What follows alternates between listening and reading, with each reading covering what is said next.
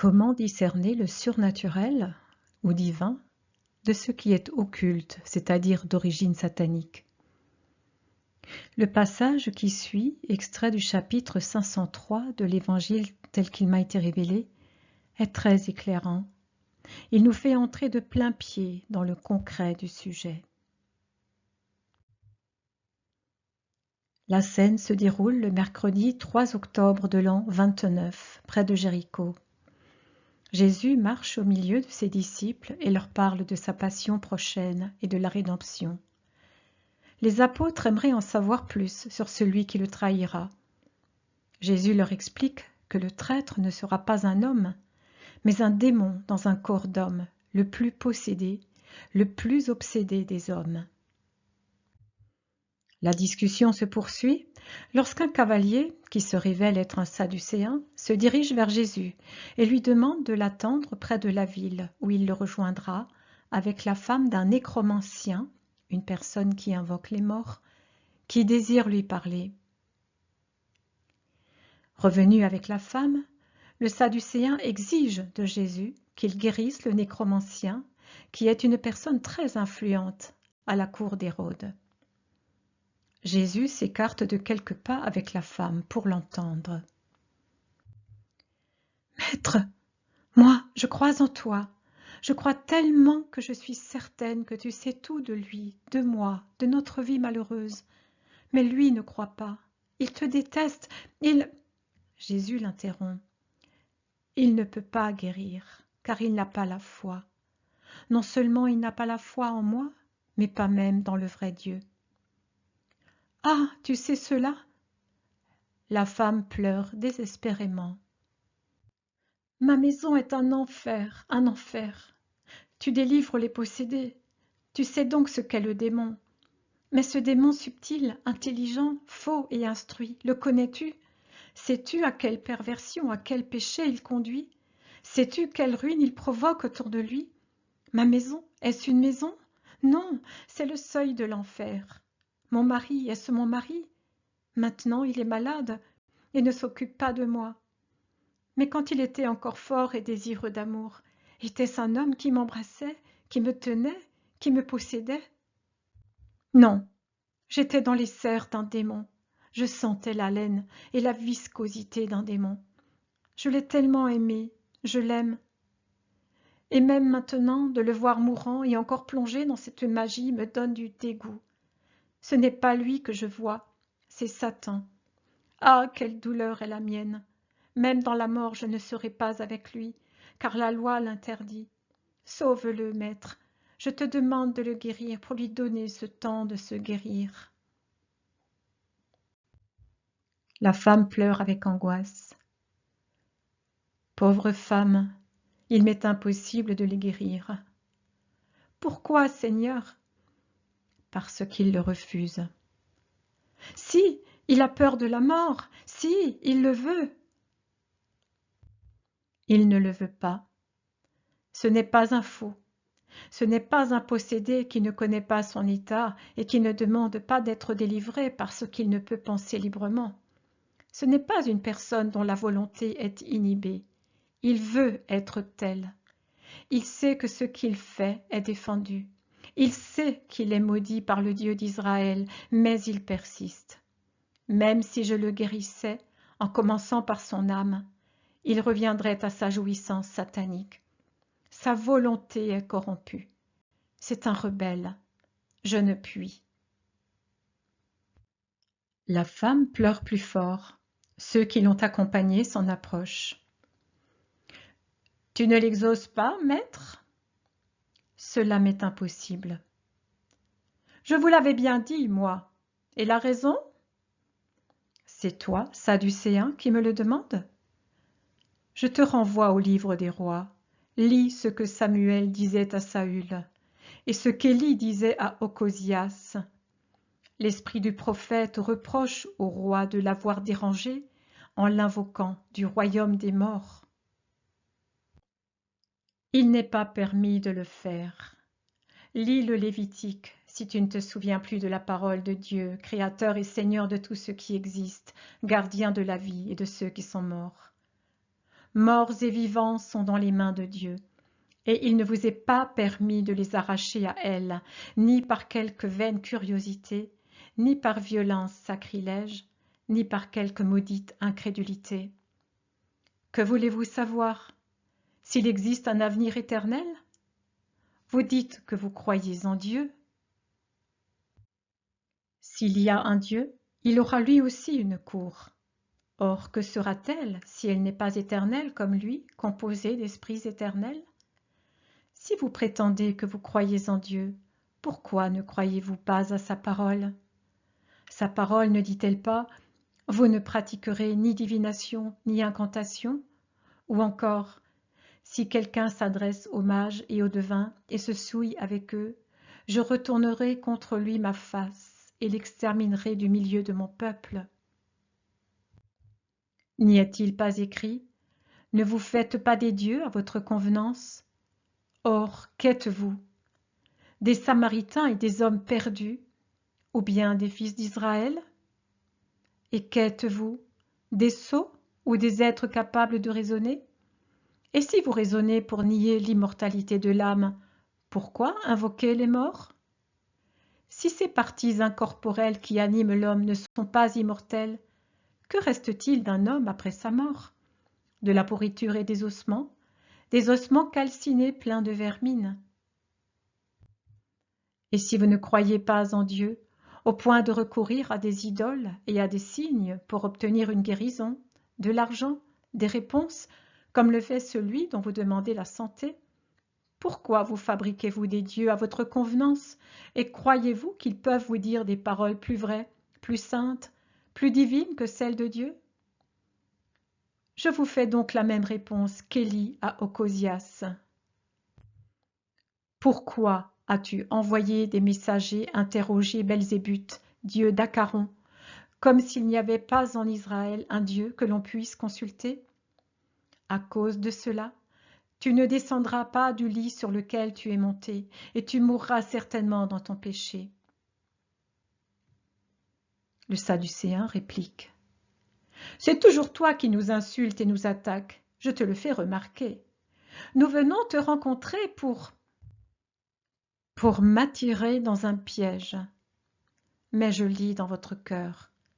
Bas les masques, Hérodiens vendus à l'ennemi d'Israël.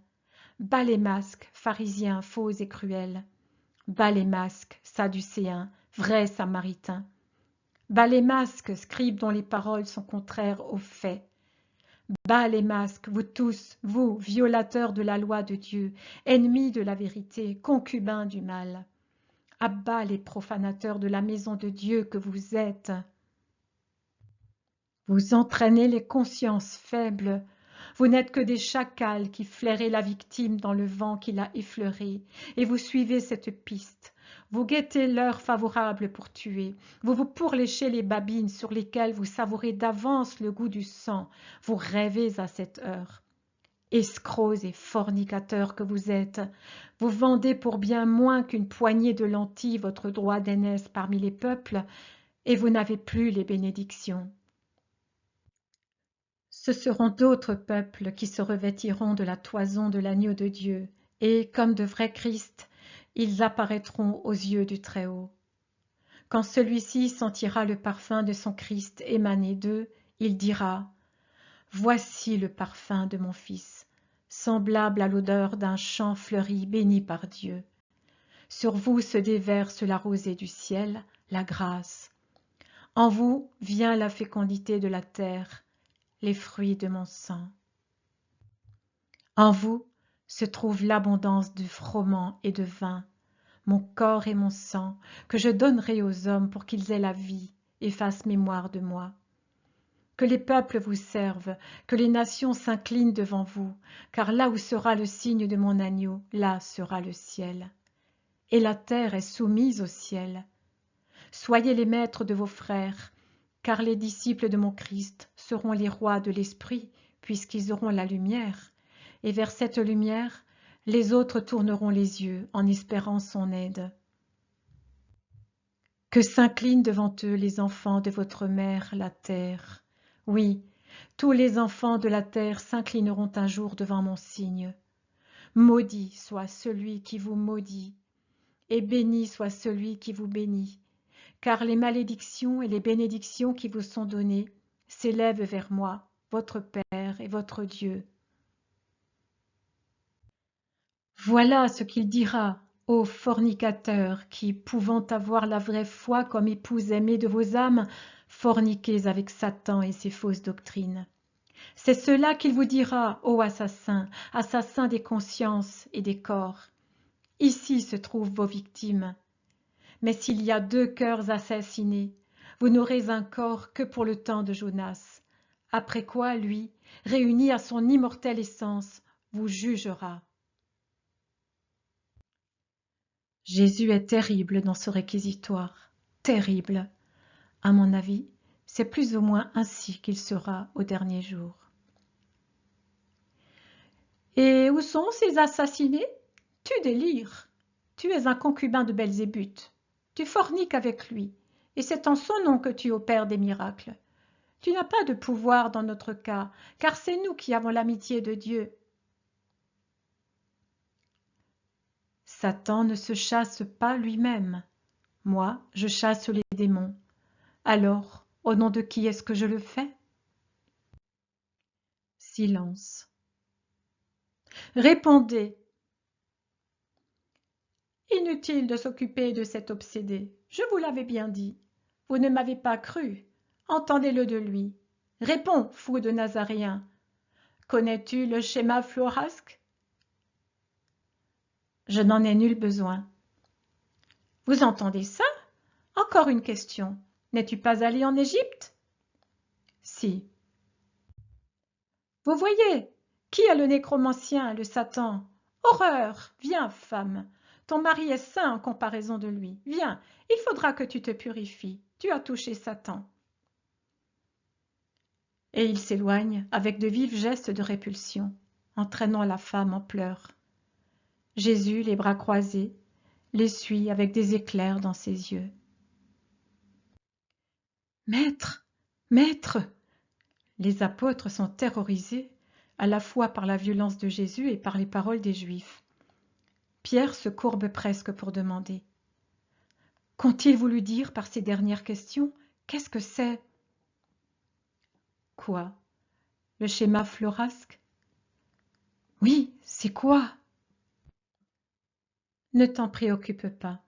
Ils confondent la vérité avec le mensonge, Dieu avec Satan, et dans leur orgueil satanique, ils s'imaginent que Dieu, pour se plier aux volontés des hommes, a besoin d'être conjuré par son tétragramme, le nom de Yahvé. Le Fils parle avec le Père un langage vrai, et c'est avec lui, dans l'amour mutuel du Père et du Fils, que s'accomplissent les miracles. Mais pourquoi t'a-t-il demandé si tu étais allé en Égypte? Parce que le mal se sert des ruses les plus subtiles pour en faire un acte d'accusation contre celui qu'il veut frapper. Mon séjour d'enfance dans la terre d'Égypte sera l'un des chefs d'accusation à l'heure où ils se vengeront. Vous et vos successeurs, sachez que, à l'égard de Satan, si plein d'astuces et de ses serviteurs fidèles, il faut être 2 fois plus rusé.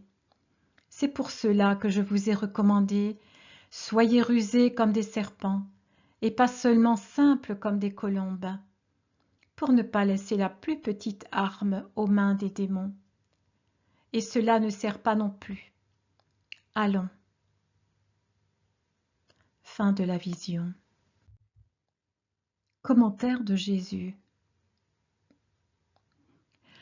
Toi et celui qui te conduit spirituellement, méditez beaucoup sur ma réponse à Pierre. Le monde, et par monde, je n'entends pas seulement les laïcs, ni le surnaturel, mais ensuite, devant les manifestations de Dieu, il a vite fait de les expliquer, non par le surnaturel, mais par des forces cachées, occultes. Il confond 2 sources différentes. Maintenant, écoutez-moi. Est surnaturel ce qui vient de Dieu? Est occulte ce qui vient d'une puissance extraterrestre, mais qui n'a pas sa racine en Dieu? En vérité, je vous dis que les esprits peuvent venir à vous. Mais comment? de deux façons, sur l'ordre de Dieu ou par la violence de l'homme. Sur l'ordre de Dieu viennent les anges et les bienheureux, et les âmes qui sont déjà dans la lumière de Dieu. Par la violence de l'homme peuvent venir des esprits sur lesquels un homme même a autorité, parce qu'ils sont plongés dans des régions plus basses que les régions humaines, où il y a encore un souvenir de la grâce, même s'il n'y a plus une grâce active. Les premiers viennent spontanément, obéissant à un seul commandement, le mien, et ils vous apportent la vérité que je veux que vous connaissiez. Les autres viennent par un ensemble de forces conjointes. Les forces d'un homme idolâtre unies aux forces de Satan pris comme une idole. Peuvent-elles vous donner la vérité? Non, jamais, absolument jamais. Une formule, même si elle est enseignée par Satan, peut-elle soumettre Dieu aux volontés de l'homme? Non. Dieu vient toujours de lui-même. Une prière peut vous unir à Dieu, pas une formule magique. Et si l'on objecte, Samuel est apparu à Saül, je réponds, ce n'est pas grâce à la magicienne, mais par ma volonté, dans le but de secouer le roi qui était rebelle à ma loi. Certains diront, et les prophètes? Les prophètes parlent parce qu'ils connaissent la vérité, infusée en eux directement, ou par le ministère des anges.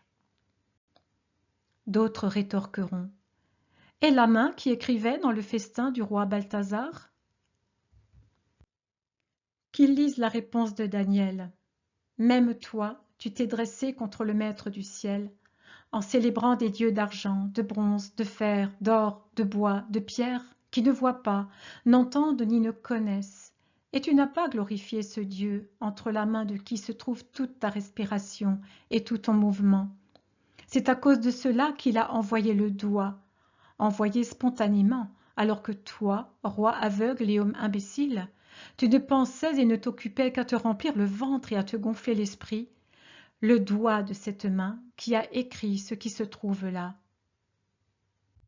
Oui, parfois Dieu vous rappelle par des manifestations que vous appelez médiumniques, qui révèlent en réalité la pitié d'un amour qui veut vous sauver.